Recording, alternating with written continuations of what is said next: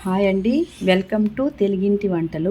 ఈరోజు కాకరకాయ పులుసు చాలా బాగుంటుందండి, ఈజీగా చేసేసుకోవచ్చు. మనకు కావాల్సిందైతే కాకరకాయలు, ఉల్లిపాయలు అంటే ఎర్రగడ్డలు 2, పచ్చిమిర్చి ఒక 3, టమాటాలు 2, కొంచెం చిన్న నిమ్మకాయ సైజ్ అంతా చింతపండు, కరివేపాకు, కొత్తిమీర, ఒక బెల్లం ముక్క చిన్నది, అంతేనండి. ఇప్పుడైతే నేను ఆ చింతపండు కొంచెం కడిగి నానబెట్టేసి ఇవన్నీ కడిగి నీట్గా కట్ చేసేస్తాను. ఇప్పుడైతే మనం అన్ని సన్నగా కట్ చేసేసుకున్నామండి. అన్నీ కట్ చేసేసాను ఇట్లాగా నీట్గా. కాకరకాయలు కూడా మనకి ఇట్లా కొంచెం పండి ఉన్న కాకరకాయలు అయితే పులుసుకి చాలా బాగుంటాయి అన్నమాట. ఇట్లాగా లైట్గా పండు ఉండేవి కూడా అవే ఎక్కువ టేస్ట్గా ఉంటాయి అన్నమాట పులుసుకి. ఇప్పుడైతే మనం స్టవ్ వెలిగించేసి ఒక బౌన్ పెట్టుకొని స్టార్ట్ చేసేద్దాం. స్టవ్ వెలిగించేసి ఇప్పుడు కొంచెం ఆయిల్ పోసుకుందాం.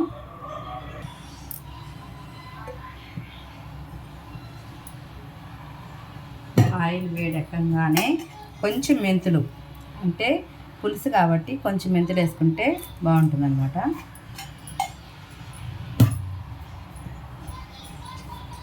కొంచెం మెంతులు, కొంచెం ఆవాలు, కొంచెం జీలకర్ర. పులుసు కాకరకాయ పులుసు చాలామంది బాగా ఇష్టంగా తింటారండి. ఎప్పుడు ఫ్రైలే కాకుండా ఇట్లా పులుసు కూడా చాలా బాగుంటుంది అన్నమాట.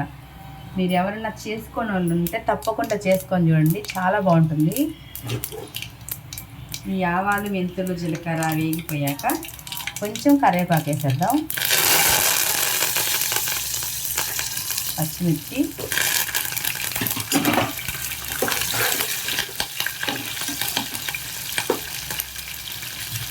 ఇప్పుడు ఎర్రగడ్డ ముక్కలు కూడా వేసేస్తున్నాం.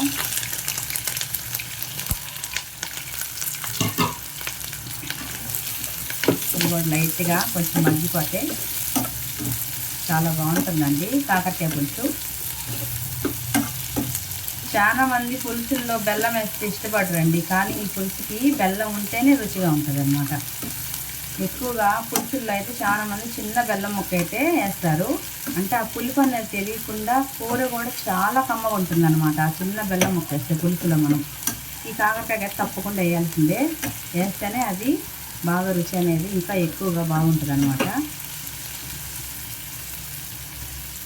ఇప్పుడు మనం ఆ ఎర్రగడ్డ ముక్కలు కొంచెం మగ్గినాక ఇప్పుడు మనం తరిగి పెట్టుకున్న కాకరకాయ ముక్కలు అనమాట ఇవి కూడా వేసేసి ఒక 2 నిమిషాలు నూనెలో బాగా మగ్గనిచ్చామంటే బాగుంటుంది అన్నమాట. ఇవి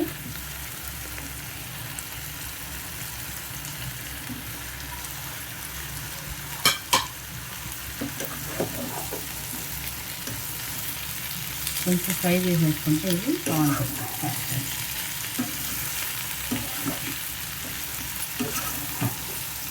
మీలో చాలామంది ఇది చేసే ఉంటారండి ఈ కర్రీని, కానీ కొంతమంది ఇంకా ఉంటారు కదా ఎక్కడ తెలియని వాళ్ళు, అయితే మీరు ఏ వెరైటీగా చేశారు, ఈ వెరైటీ అసలు చేశారో లేదో, చేయకుండా ఉంటే వాటికి తప్పకుండా ఈ విధంగా చేసుకొని చూడండి, చాలా బాగుంటుంది. ఇది కాకరకాయ పులుసు అన్నంలో తింటుంటే సూపర్గా ఉంటుందండి.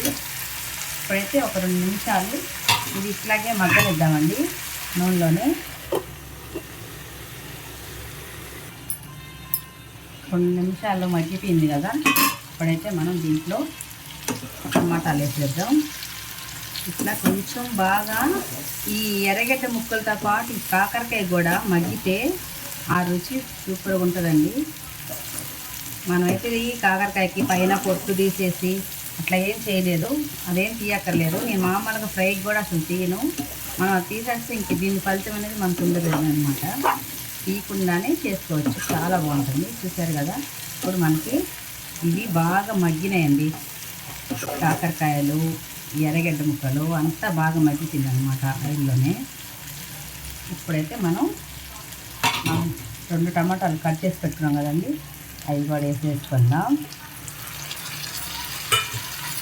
ఉప్పుకి సరిపడా కొంచెం ఉప్పు, కొంచెం పసుపు వేసేసి కొంచెం కారం కూడా వేసేద్దాం. ఉప్పు సరిపడా వేసి ఒక 2 సెకండ్లు అట్లా మూత పెట్టేద్దాం. ఇప్పుడైతే మనకి మగ్గిపోయి ఉంటుంది. టమాటా ముక్కలు కూడా కొంచెం బాగా కలిపేసుకుందాం.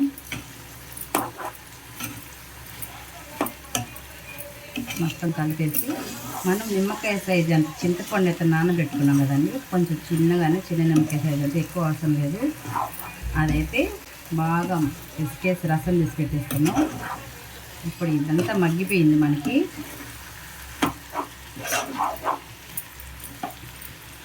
ఇప్పుడైతే అది పోసేసుకొని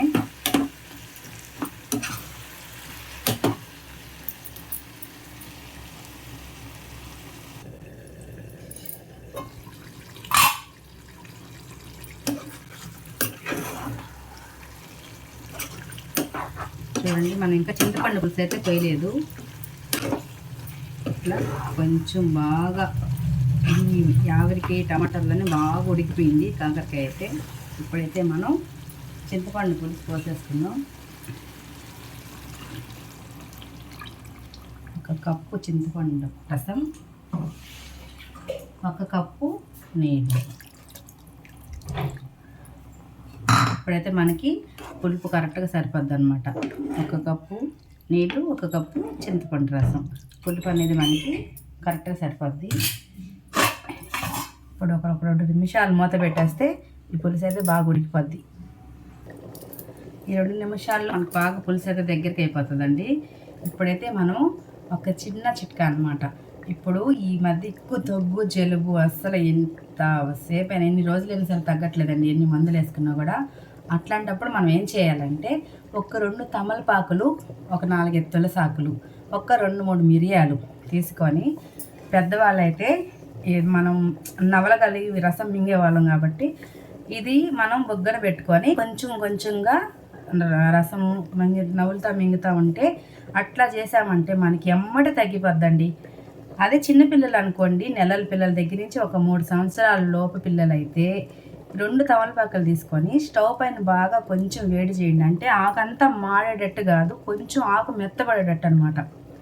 అట్లా చేసి 1 స్పూన్ కొబ్బరి నూనె తీసుకొని దాంట్లో 1 ముద్ద కరివేపాకు ఉంటుంది కదండి, కొంచెం ఎక్కువ అవసరం లేదు, ఒక 2 చిటికీళ్ళంతా ఆ స్పూన్లో కలిపేసుకొని ఆ ముద్ద కరివేపాకుని మాత్రమేనండి దాంట్లో కలుపుకొని ఆ ఆకుకంతా అది పట్టించేసేయాలా.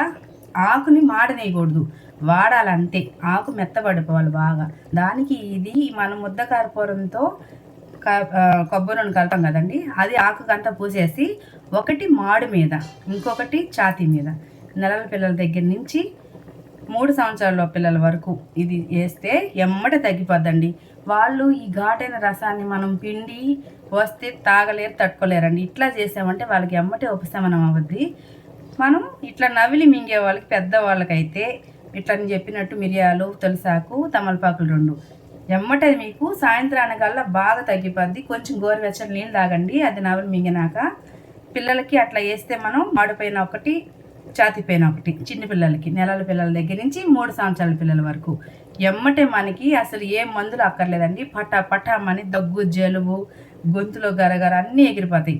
ఒకవేళ ఎవరికైనా ఎక్కువగా ఉండి మరి తగ్గకపోతే 2వ రోజు కూడా మీరు ఇట్లాగే చేయండి, తప్పకుండా తగ్గిద్దండి. ఈ చిట్కా నాకు బాగా పనిచేస్తుంది, మా పిల్లలకు కూడా ఇట్లాగే చేస్తాను. మీరు కూడా తప్పకుండా ట్రై చేసి ఇలాంటి చిన్న చిన్నవి మన ఇంట్లో జలుబులు, దగ్గులు లాంటివి ఈజీగా తగ్గించుకోవచ్చు. ఇప్పుడైతే మన కాకరకాయ పులుసు ఎంతవరకు వచ్చిందో చూసేద్దాం. ఆహా, బాగా రెడీ అయిపోయిందండి. చూడండి, మూత తీయగానే ఎంతో అద్భుతంగా ఆ స్మెల్ అయితే అసలు ఎందుకులే, సూపర్గా ఉందండి. ఇది కాకరకాయ పులుసు ఇష్టం ఉండే వాళ్ళైతే అసలు నిజంగా ఇప్పుడే ఎమ్మట చేసుకొని తినాలనిపిస్తుంది. అంత బాగా రుచిగా, అంత బాగా రెడీ అయిపోయింది. ముక్క కూడా చూడండి ఎంత బాగా ఉడికిపోయిందో, చూసారు కదా. మీకు విడిగా 1 ముక్కే తీసి అంత అన్నిట్లో మీరు అర్థమైందో లేదో నేను ఒక్కటే విడిగా తీసి చూపిస్తాను. చూడండి ఎట్లా బాగా ఉడికిపోయిందో. కొంచెం ఒక 2 నిమిషాలు మనం ఆ ఎర్రగడ్డ ముక్కలతో పాటు ఇవి కూడా నూనెలో కొంచెం మగ్గనిస్తే మనకి త్వరగా అనేది ఉడికిపోతుంది అన్నమాట, ఏ కూరగాయ అయినా సరే. ఇప్పుడైతే మనం మీకు బెల్లం ముక్క చూపించాను కదండి, అట్లా ఇది కొంచెం పొడి చేశాను, అది వేసేసుకొని ఇట్లా ఒక్క నిమిషం అట్లా కలిపేసి బాగా, అంటే బెల్లం కరిగే వరకండి. నేను నిజంగా చెప్తున్నానండి, ఈ స్మెల్కే నాకైతే నోట్లోంచి నీళ్ళు వచ్చేస్తున్నాయి. వేడివేడి అన్నంలో ఈ కాకరకాయ పులుసు వేసుకొని ఇప్పుడే తినేంత ఇదిగా అనిపిస్తుంది, చాలా బాగా వచ్చింది. కాకరకాయ ఇట్లా పులుసులో మనం అప్పుడప్పుడు ఫ్రైలో ఇట్లాగా షుగర్ ఉండేవాళ్ళు ఏదో ఒక విధంగా చేసుకోవచ్చండి. మన దీంట్లో తీపి ఉంది కదమ్మా షుగర్ ఉండేవాళ్ళు కానీ అనుకుంటారేమో, బెల్లం ఏం కాదండి, అది వేసింది కూడా చిన్నదే. మనం ఆ చిన్నదే కూడా ఎందుకు వేసామంటే కొంచెం నలుసు అనేది ఒక్క రవ్వ ఉంటుందండి పులుసు కాబట్టి, చేదు అది లేకుండా ఎంతో కమ్మగా ఉండడానికి మాత్రమే ఆ బెల్లం అయితే నేను వేసాను. మీకు నచ్చితే వేసుకోండి, లేదు మాకు బెల్లం లేకపోయినా ఇట్లాగే అలవాటు తింటామంటే మటుకి అక్కర్లేదు మీరు బెల్లం అయితే. మేమైతే వేసుకుంటాం కాబట్టి మీకు నేను చూపించాను, మీకు వేసుకోవాలనిపిస్తే వేసుకోండి, లేకపోతే లేదు. పులుపు కారం ఉప్పు అనేది మటుకి మీరు తినేదాన్ని బట్టి వేసుకోండి, కొలతలు అనేది ఏమి ఉండదు ఎప్పుడైనా సరే. కొంతమంది ఎక్కువ తింటారు, తక్కువ తింటారు అనమాట, దాన్ని బట్టి మనం వేసుకోవాలి. కానీ ఇంత వేసుకోవాలని ఏమి లేదు. బెల్లం అయితే కరిగిపోయింది. ఇప్పుడు కొత్తిమీర చల్లేసుకొని స్టవ్ ఆఫ్ చేసేసుకుందాము. మీరైతే కాకరకాయ పులుసు ఎలా చేస్తారండి నాకు కామెంట్ పెట్టండి. ఇట్లాగే చేస్తే మీరు తప్పకుండా ఇట్లాగే ట్రై చేయండి, చేయకపోయినా కూడా ఒకసారి ట్రై చేసి చూడండి, చాలా బాగుంటుంది. నేను కూడా మీరు ఎట్లాగే చేస్తారో చెప్తే నేను కూడా అట్లా ట్రై చేస్తాను. చూసారు కదా, ఎంతో ఈజీగా ఎంతో రుచికరమైన కాకరకాయ పులుసు రెడీ అయిపోయింది. చాలా బాగుంటుందండి. కాకరకాయ పులుసు ఏంటమ్మా నా ఎవ్వరు అనుకోవద్దు, ఒకసారి చేసుకొని తిని చూడండి, దాని రుచి అనేది మీకు తెలిసిపోతుంది. చూసారు కదా, మా ఛానల్ని అయితే లైక్ చేయండి, షేర్ చేయండి, అట్లానే సబ్స్క్రైబ్ కూడా చేసుకొని మీ సపోర్ట్ మాకు ఎప్పుడు అందించండి. ఇప్పుడైతే నేను స్టవ్ ఆఫ్ చేసేస్తున్నాను. ఇంకా కూర అయిపోయినట్టేనండి, దించేస్తున్నాను. మీరు కూడా తప్పకుండా ట్రై చేయండి ఫ్రెండ్స్. ఓకేనా ఫ్రెండ్స్, బాయ్ అండి. Thank you for watching.